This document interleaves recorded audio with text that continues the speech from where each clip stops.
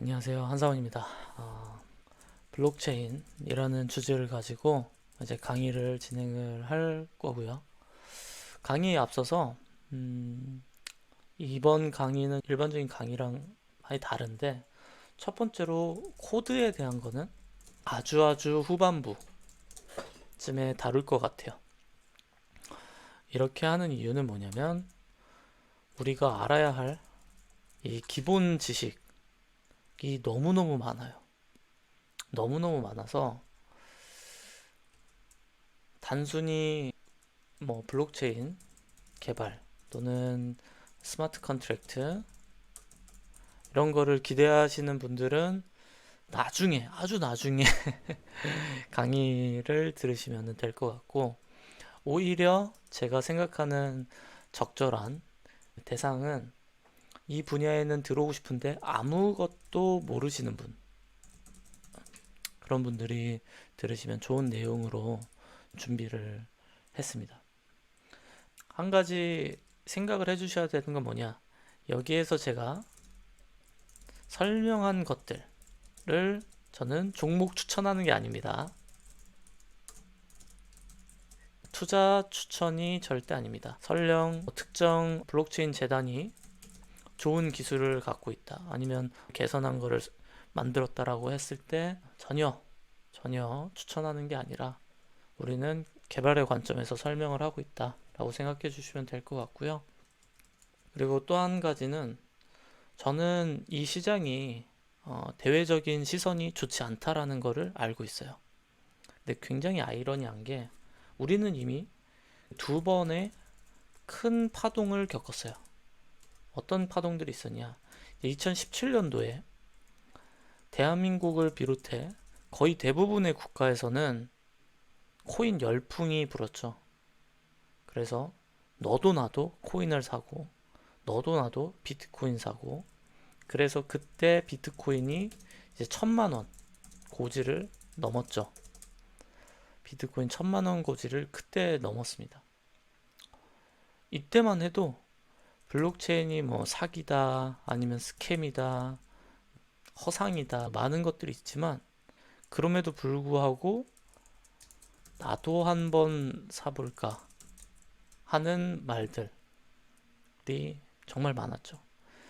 그래서 우리가 한번 생각을 해봐야 되는 건 뭐냐면은, 이게 정말로 죄악된 기술이냐, 아니면 기술은 발전했으나 아직 시장이 규제가 적고 또는 없고, 그리고 이거를 악용하는 사람들이 이제 많은 그런 부분들이 공존하고 있는 시장이다. 그래서 현재로는 이 블록체인 시장은 죄악주에 해당하는 느낌이 강해요.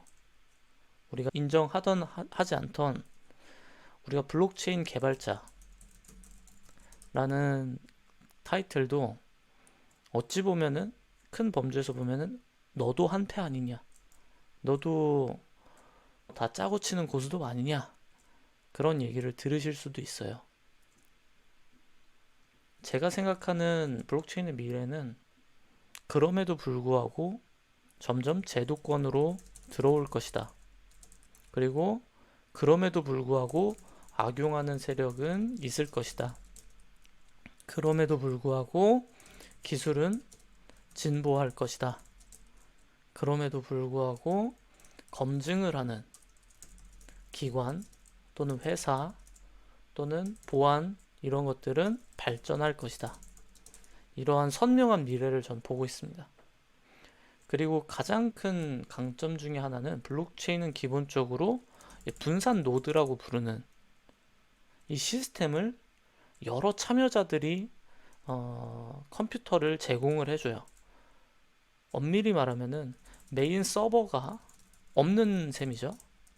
그러다 보니까 이 참여자들이 비용을 지불하는 셈이에요.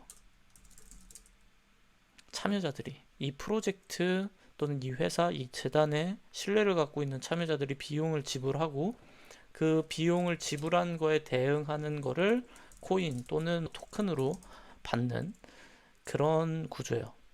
결과적으로 이 블록체인 시스템이 앞으로 활성화되면 어떤 일이 있냐?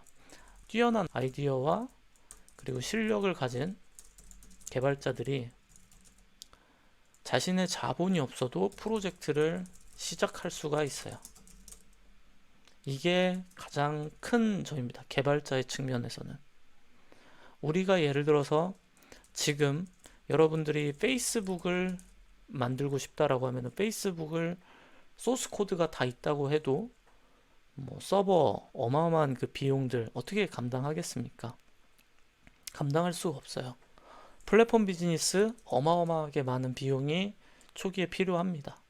그러나 블록체인 시스템은 그러한 것들을 이제 해결하는, 그래서 우리가 디센트럴라이즈드 된 앱, D앱이라고 부르죠. 그래서 D앱들이 이제 탈중앙화된 앱들이 결과적으로 그런 강점이 있다라고 저는 개발자들에게는 좋은 방향이라고 생각하고, 한편으로는 새로운 금융의 기준이 될 거라는 생각이 크게 들어요. 각 나라가 이제 CBDC라고 부르는 법정 화폐를 디지털 통화로 변경하는 이런 프로세스들을 전부 다 진행하고 있습니다. 그러니까 이제 우리는 현금을 쓰지 않는 세계가 곧 올 거예요. 그게 언제가 될지 모르겠죠. 그런 시대가 올 거라고 보는데, 근데 이렇게 오게 되면은 당연히 제도권으로 들어오는 거고, 그리고 법에서 더 많은 사람들의 자금의 흐름, 돈의 흐름, 이런 것들을 볼 수도 있고, 그걸 위해서 금융 상품들이 나오게 되겠죠. 통화가 변경되는 거는 결과적으로 금융 상품에도 변화가 생기게 되고, 그 대표적인 예가 STO, 토큰 증권 같은 것도 있고, 최근에 이제 대두되고 있는 RWA, Real World Asset 같은 것들도 있는 겁니다. 근데 이거는 이미 다 진행되고 있는 것들이고, 이 변화의 흐름을 막을 수가 없어요. 이미 돌이킬 수가 없습니다. 그래서 저는 개발 시장에서 가장 주도권이 있는 분야가 바로 블록체인이다. 그리고 이 블록체인이 기존에는 죄악시 되었어요.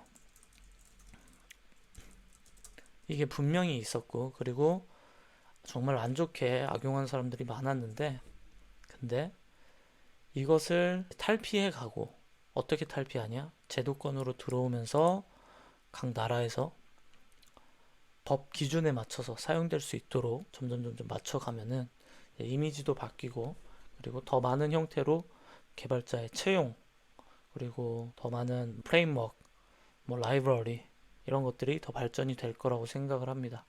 그럼 우리가 사용하고 있는 더 많은 형태의 애플리케이션이 이 디센트럴라이즈된 앱, D앱으로 바뀔 거예요. 그럼 결과적으로 제가 보고 있는 미래는 무엇이냐? D앱이 지금은 웹상에서 주로 되거나 아니면 간단하게 이제 모바일 앱 정도로 구현이 되는데, 어느 시점에는 이것이 상호작용할 수 있는 게임 가능할 것이고, 그리고 이제 현실 세계에서 사용되는 어떤 프로그램 형태도 충분히 가능하다라는 생각이 듭니다. 이런 이유로 블록체인 강의를 하고 있는 거고요. 그래서 다음 영상에서부터 아주 옛날 이야기부터 하나하나 해보려고 합니다.